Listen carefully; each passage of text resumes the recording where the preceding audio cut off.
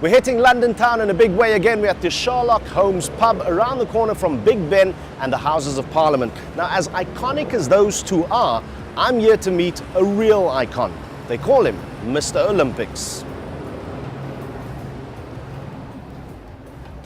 What was going through the mind of Carl Lewis, knowing that there's pressure to perform, but then at the end of the day also performing? What was going on in your head during your first Olympics? Well, for me it was kind of a twofold thing. Number one, I made the team in 1980. I was the youngest male on the team at 18. And then I had to wait 4 years to actually go to the games. And so mentally I was a little more prepared, but I wasn't prepared for what was going to happen. I mean, deciding in 81 to try to go for 4 and then making the team for 4 and then having this tremendous amount of pressure and exposure about going for 4 and being like the name and the person and the face of the games going in at a time when that was the first time that really happened. No one had ever been focused upon before the Olympics. I had no precedent. I was in a sport that was still technically amateur, and I had to figure all that stuff out. So for me, the athletic part was the easiest part of it. Just going to the practice every day with Coach Tellez and my teammates, Kirk Baptiste, who got a silver that year, and the others, and training every day, that was the easiest part. The toughest part was figuring out how to navigate through all of this stuff that's never been done and unprecedented. You were in your heyday in 2012 today, with the massive entourages that athletes travel around with these days, people working on their psychology, working on every facet of competition. Do you think it would have made a major difference to what you have achieved? Well, I think the biggest difference would be the fact of social media. I think that's the difference. Not that I'd become bigger because I did that, but can you imagine all the drama behind the scenes that people were, the negativity and the stories and the fact that I couldn't get the truth out? Right now, I could tweet the truth. Or during the relay in '96, for instance, when the coach was telling me behind the scenes, please stay here, and then going to the press saying, Carl's begging to stay. I could tweet, Coach just talked to me, and blah, blah, blah. It would have given me a much better forum to tell the truth, and I think it could have advanced our sport better. Speaking of the truth, what would you have tweeted about Ben Johnson? Well, I probably would have tweeted a little bit more than I actually spoke because I would have had a better opportunity. And I think the biggest thing is that I could have talked about some of the clear issues and things that we know. Right now, I think when you talk about Ben Johnson or drugs or anything like that, I think the biggest problem is that the athletes are not taking onus of the sport. The athletes have to want the sport to be better.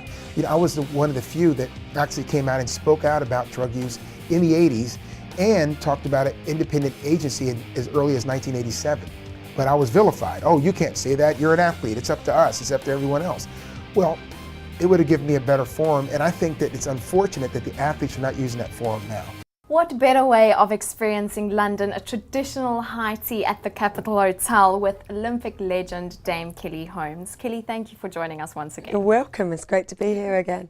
Kelly, you were awarded a MBE for services to the British Army, and in March 2005 you were appointed as a Dame Commander of the British Empire by Her Majesty the Queen.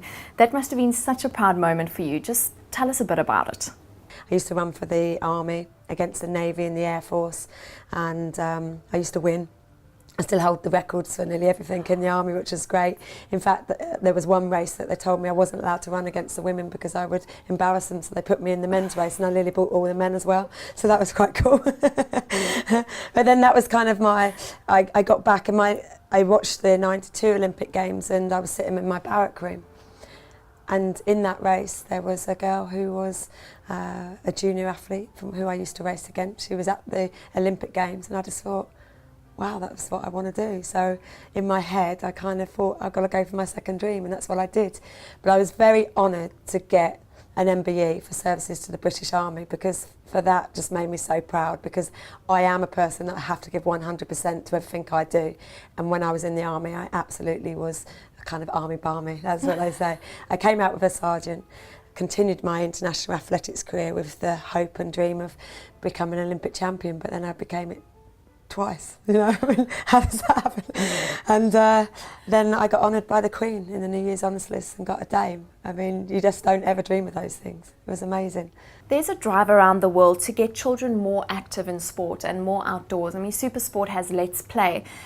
How is it important to you to get children involved in physical education? I think it's really important to engage young people in sport and activity. There's the obvious reasons for that. to help with obesity problems, to actually give them fitter and healthier lifestyles, just to lead fitter and healthier ones when they're older. But also it enables people to raise their self-esteem, their confidence, communication skills through teamwork, leadership qualities, all the things that you need in life anyway. In life there are barriers. We fail at things, we win at things, we don't get what we always want, and that's what sport brings. It is a real kind of, it's either great or it's like, you know, right down the bottom, but as a person that can either break or make you. But what sport can do is make you kind of see progress. You know, you can see when you're getting better, and the feeling of that is so special, you know. And if you can take all of those attributes into your life going on, whatever you choose to do, then I think having sport in your life is a real power for you as a person.